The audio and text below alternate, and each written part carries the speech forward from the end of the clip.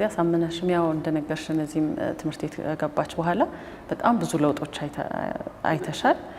እኔም ደግሞ አሁን እንዳየሁት ስፖርት ሲሰሩ፣ ሲዘምሩ፣ ሲጫወቱ እንደ ማንኛውም መደበኛ ተማሪ ብዙ ነገሮችን ሲያደርጉ ነው እኔ ራሴ ያየሁትና እንደ ወላጅ ይሄንን ስትመለከቺ ምንድነው የተሰማሽ? እኔ ልጄ ከኋላ የተወለዱት ልጆች ትምህርት ቤት ሲሄዱ ቦርሳ ይዘው ረጅም ዓመት አልቅሻለሁ።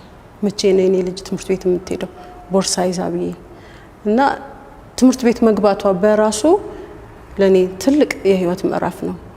ስትቀየር ደግሞ እጥፍ ደስታ ነው በጣም እና ሻምፒዮን አካዳሚን በጣም አመሰግናለሁ።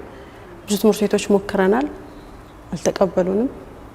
ሻምፒዮን አካዳሚ ግን እድሉን አግኝተን ልጃችን ተቀይራልናለች እና በጣም ነው የሚያስደስተኝ። አሁን በራሷ ከለሪንግ ማድረግ መቻሏ እንደዚህ ይዛ መጻፏ በራሱ በጣም ነው የሚያስደስተው። በጣም በህይወቴ እኔ ሌላ ጥያቄ የለኝም፣ በቃ ተመልሶልኛል። ልጄ በመለወጧ ሌላ ምንም ጥያቄ የለኝም በህይወቴ ከእግዚአብሔር ስለተመለሰልኝ። ስለዚህ የቤተሰብ ኃላፊነት ምንድነው ታያለሽ? ቤተሰብ ስንል ያው በተለያየ መልኩ ልጅ ይፈራል።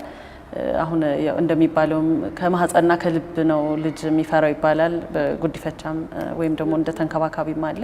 ወላጅም ካብራክ ክፋይ የተወለዱ ልጆች አሉና ምን ኃላፊነት አለ ታያለሽ? በልዩ ፍላጎቶችን በተለይ በመንከባከብና እንዲህ አይነት ትምህርት ቤቶችን እድሎች እንዲያገኙ አድርገው ልጆቹን ብቁ ዜጋ እንዲሆኑ በማድረግ ዙሪያ ወላጆች መጀመሪያ ልጆቻቸው ላይ ተስፋ መቁረጥ የለባቸውም።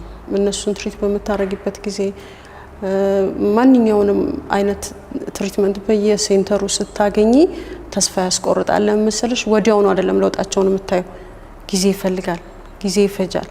አንድ ነገር ላይ ደጋግመሽ ሰርተሽ ነው ለውጥ የምታገኙና በቃ ዛሬውን ወይ ነገ 2 ወር 3 ወር ጠብቀሽ በቃ ይለወጥም ብለሽ ተስፋ መቁረጥ የለብሽም።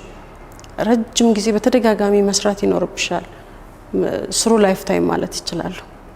መሰልቸት የለብንም፣ ምክንያቱም ልጆቻችን ስለሆኑ የኛ ልጆችን ብቻ ሳይሆን በአካባቢያቸው ያሉትን ልጆች ሁሉ ተስፋ እንዳይቆርጡ ሰፖርት ማድረግ ይኖርብናል።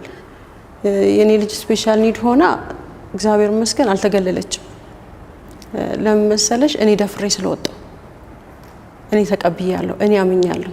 ልጄ እንደዚህ ችግር አለባት፣ በየሄደችበት ቦታ እርዳታ ማግኘት አለባት እላለሁ እና ሁሉም ወላጅ እንደዚህ አይነት ልጆቹን ይዞ ለመውጣት መድፈር አለበት፣ መስራት አለበት። አይለወጥም ልጄ ብሎ ተስፋ መቁረጥ የለበትም። ምክንያቱም በሂደት ስለሚቀየሩ ልጆቹ አይተናል። የኔ ልጅ አይቻለሁ። አሁን በ9 ዓመቷ ብዙ ለውጥ አለው። አስቢው ከ1 ዓመት እስከ 9 ዓመት መጠበቅ ከባድ ነው። በዛ ውስጥ የተወሰኑ ለውጦችን ነው ላያቸው ላይ የምታዩና ወደ ሙሉ ለውጥ እንዲመጡ በጣም ብዙ መስራት ይኖርብናል። ትምህርት ቤቶች ደግሞ እንደዚህ አይነት ልጆችን ሪጀክት ባያረጓቸው ጥሩ ነው።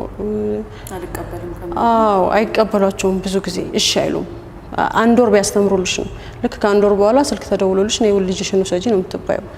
እንደዛ ከሚሆን የራሱ የስፔሻል ኒድ ዲፓርትመንት አድርጎ እያንዳንዱ ትምህርት ቤት ኃላፊነቱን ወስዶ ልክ እንደ ሻምፒዮን አካዳሚ ልጆቹን ፎሎ ቢያረጓቸው፣ ተስፋ ባይቆርጡባቸው። ምክንያቱም ከነሱ ውስጥ ብዙ የሚወጡ አዋቂዎች ይኖራሉ። ልጆቹ ይችላሉ፣ መለወጥ ይችላሉ። ብዙ ልጆች አይተናል።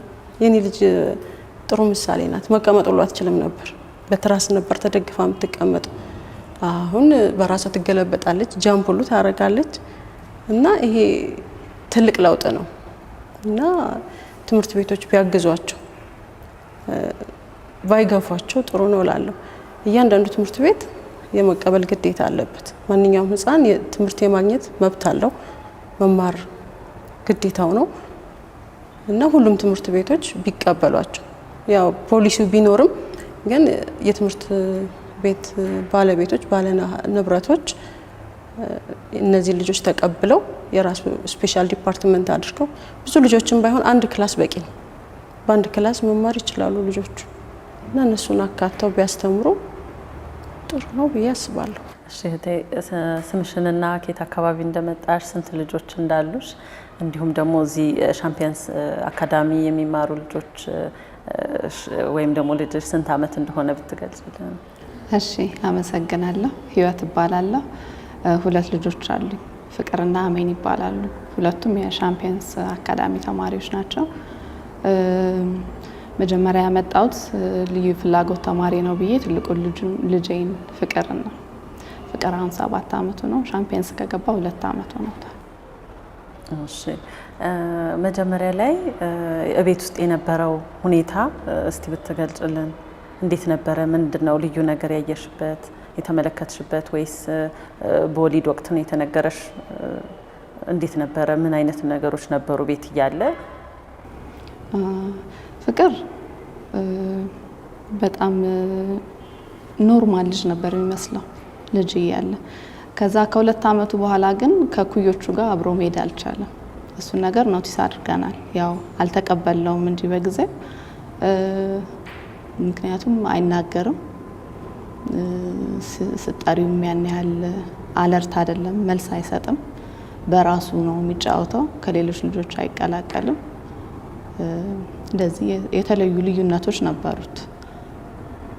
በኋላ ግን ሰዎች ዘመዶቻችን ለሐኪም ብታሳዩት ብለው በመከሩ መሰረት ወስደ ነው እዛ ነው የተነገረን። ሐኪሙ 5 ደቂቃም አልፈጀበትም ኦቲስቲክ እንደሆነ ሲነግረኝ። ከዛ በኋላ ለመቀበል ተቸግረናል። ለብዙ ጊዜ አልተቀበለውም ነበር። ምክንያቱም ፍቅር በተወሰኑ ባህሪዎቹ የተለየ ቢሆንም ፈጣን የሆነባቸው ነገሮች ደግሞ ነበሩ። ለምሳሌ በ2 ዓመቱ ነው ፊደል የጨረሰው። አማርኛም፣ እንግሊሽ፣ ቁጥሮች፣ እነዚህ ነገሮች ላይ ፈጣን ስለነበረ አሳስቶናል። ያ ነገር ችግር አለበት ብለን ለመቀበል ጊዜ ፈጅቶብናል።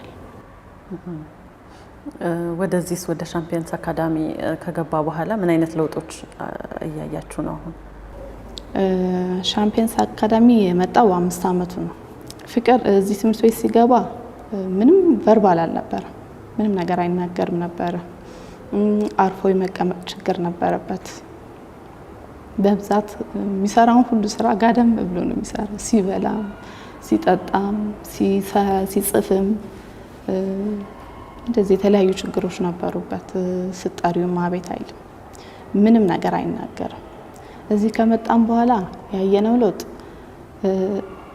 መድገም ጀመረ። በል የተባለው ማለት የጀመረው ፍቅር ቃል አውጥቶ ድምፅ አውጥቶ ሲናገር የሰማነው እዚህ ከመጣ በኋላ ነው። በመድገም ነው ያስጀመሩት አንድ ነገር። እኛ አሁን ውሃ በል እንኳን ብንለው ውሃ አይልም ነበር። እዚህ ግን ሁሉንም ነገር ያስደግሙታል። በድግግሞሽ ብዙ ነገር አስተምረውታል። በትንሹም ቢሆን ስሙን፣ የአባቱን ስም፣ የእናቱን ስም፣ የወንድሙን ስም መናገር የጀመረው እዚህ ከመጣ በኋላ ነው። በትንሹም ቢሆን ለውጥ አይተናል። አርፎ መቀመጥ ችሏል። አርፎ ተቀምጦ ተምሮ ውሎ ይመጣል። በፊት ትምህርት ቤቶቹ ላይ ይሄ ችግር ነበረበት። ደውለው ይነግሩናል። አንዳንዴም ሄደን ተጠርተን የምንወስደው ጊዜ ነበር። በተለይ የመጀመሪያ ዓመት ነርሰሪ የነበረ ጊዜ። አሁን ግን እዚህ ውለው ተምረው ከሌሎቹ እኩል በቃ እንደውም በሂሳብ፣ በኢንግሊሽ፣ አማርኛም በተወሰነ መልኩ በጣም ጎበዝ ነው። ከጓደኞቹ ብዙም ወደ ኋላ የቀረበት ነገር የለም። አካዳሚካሊ በጣም ጎበዝ ነው ፍቅር። እዛ ላይ ደግሞ የሶሻል ስኪሉን እንዲያዳብር ትምህርት ቤቱ በጣም እየረዳው ነው። እኛም በቤት ውስጥ እየሞከርን ነው። ለውጣል። አሁን እንግዲህ እኔም እንደተመለከትኩት ብዙ እንቅስቃሴዎችን ሲያደርጉ አይቻለሁ። ለምሳሌ ስፖርቶች ሲሰሩ፣ ሲዘምሩ አድርጉ የተባሉትን እንቅስቃሴዎች ሲያደርጉ አይቻለሁ እና እንደ ወላጅነት ደግሞ ይሄንን ስትመለከች ምንድን ነው የተሰማሽ? እኔ በጣም ነው ደስ የሚለኝ። መጀመሪያ አውቲስቲክ መሆኑን ያወቅን ጊዜ በቃ መጀመሪያ እኔ የማስበው ከሰው በታች ሆኖ ነው የሚቀረው ልጄ የሚለው ነገር ነው። አሁን ግን እዚህ መጥቶ ከጓደኞቹ እኩል ተጫውቶ ከነሱ እኩል አብሮ ተቀምጦ በልቶ ጠጥቶ ተምሮ ይመጣል፣ ቤት ይመጣል። ምንም በእድሜው ልክ ካለመናገሩ በስተቀር ፍቅር ይህ ነው የቀረበት ነገር የምለው ነገር የለም። ንግግሩም ደግሞ ቀስ ብሎ እንደሚመጣ እርግጠኛ 2 ዓመቱ ላይ ሁሉን ነገሮች ጨርሶ ነበር ብለሽኛል እና እንዴት ነበር ያኔ ይናገር ነበር? ኤቢሲዲው እና እንግሊሽ ጨርሶ ነበር? ንግግር ምንም ነገር የለም። ስጣሪው ራሱ አቤት እንኳን አይልም። ግን በራሱ እኔ አማርኛ ነው ያስተማርኩት። አማርኛ ፊደላት ቤት ውስጥ ለጥፌ ያስተምሬዋለሁ። ከሀ እስከ ፐ ወዲያው ነው የሚቀበለው። ይሄ ሀ ነው፣ ይሄ ሁ ነው፣ ሂ እስከ ፐ ድረስ ማለት ነው። እንግዲህ በ2 ዓመቱ ወዲያው ነው የቻለው። ቃሉን ይላል፣ ፊደሏን ይላል ነው። ከፊደሎቹ ውጪ ምንም ነገር አይልም። እንግሊሽ ደግሞ ዩቲዩብን ከፍት ነበረ። እዛ ላይ ካሉ መዝሙሮች ነው የተማረው የእንግሊሽ ፊደላትን። ቁጥርም እንደዛ መናገር ብቻ ሳይሆን ባይዘወይ መጻፍም ጭምር ነው። ፍቅር የጀመረው በ2 ዓመቱ ይጽፍ ነበር። ፊደሎችና ቁጥሮች ላይ በጣም ጎበዝ ነበር። እሱ ነገር ነው ያሳሳተን እንዳልኩሽ። ለወላጆችና ለልጆች ተንከባካቢዎች ምን አይነት ሁኔታ ነው የምትመክሪው? በኃላፊነት ምን ማድረግ አለባቸው ልዩ ፍላጎቶችን በሚንከባከቡና በሚያሳድጉበት ወቅት ያለሽ? ያው የተለየ አቴንሽን ይፈልጋሉ። አንድ ነገር ባንዴ አይችሉም። በተደጋጋሚ ነው ደጋግመሽ በሳምንት በወር ብቻ ሳይሆን አመታት የሚፈጅ አይነት አድካሚ ነገር ነው እና ያው አለመሰልቸት ነው እኔ የምመክረው። ወላጆችም ሆኑ አሳዳጊዎች እነዚህ ልጆች ተስፋ የሚቆረጥባቸው አይደሉም። እንደውም እኔ በብዙ ነገር ከሌሎች ልጆች ቀድሞ የመሄድ ነገር አላቸው። ከሌሎች ልጆች የተለየ የመረዳት ችሎታ አላቸው። ባይመስለንም ማለት ነው። ብዙ ዲስካሬጅ የሚያደርግ ነገር ቢኖርም ግን በቃ አለመሰልቸት ነው ዋናው ነገር። ሳይሰለቹና ተስፋ ሳይቆርጡ እዛ ልጅ ላይ ከተደከመ ያው እንዳየነው እንደ የልዑል እናት እንደነገረች ብዙ ለውጥ እናያለን። አካቶ ትምህርት ላይ መናገር የምፈልገው ነገር አለ።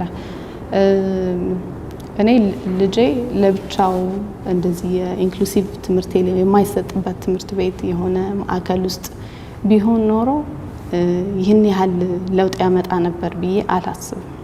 ምክንያቱም እዚህ መጥቶ ከመደበኛ ተማሪዎች ራሱ የተማረው ብዙ ነገር አለ። ለምሳሌ አርፎ ቁጭ ማለት፣ እነሱ የተለየ የሚያሳዩት ባህሪ ስለሌለ ከነሱ ኮፒ የሚያደርገው ነገር አለ። አንዴ ተረጋግቶ አቴንሽን ሰጥቶ መቀመጥ ከቻለ ደግሞ ኦቲስቲክ ልጆች አካዳሚካሊ ላቅ ያለ ነው ችሎታቸው። መምህራን ትምህርት ቤቶች እንደዚህ የተለያዩ ትምህርት ቤቶች ቢቀበሏቸው እንደውም የሚኮሩባቸው ልጆች ናቸው። በጣም የተለየ ችሎታ ነው ያላቸው። አሁን የኔ ልጅ በሂሳብ በጣም ወደፊት ተስፋ ጥልበታለሁ። መስመሮች ላይ የተለየ ኢንትረስት አለው። እንደዚህ በቃ በደንብ ቢታገዙ፣ ጊዜ ቢሰጣቸው፣ እድል ቢሰጣቸው ትልቅ ደረጃ የሚደርሱ ልጆች ናቸው። ስለዚህ ኢንክሉሲቭ የሆነ ትምህርት ላይ በደንብ ቢሰራ፣ የአካቶ ትምህርት ላይ በደንብ ቢሰራ፣ መንግስትን በደንብ ቢያስብበት እንዳለችው እህቴ ፖሊሲው ላይ ብቻ ሳይሆን አፈጻጸሙ ላይ በደንብ ታስቡበት ቢሰራ እነዚህ አውቲስቲክ ሌብል ያደረግናቸው ልጆች ሀገር የሚያኮሩ ልጆች እንደሚሆኑ እርግጠኛ ነኝ።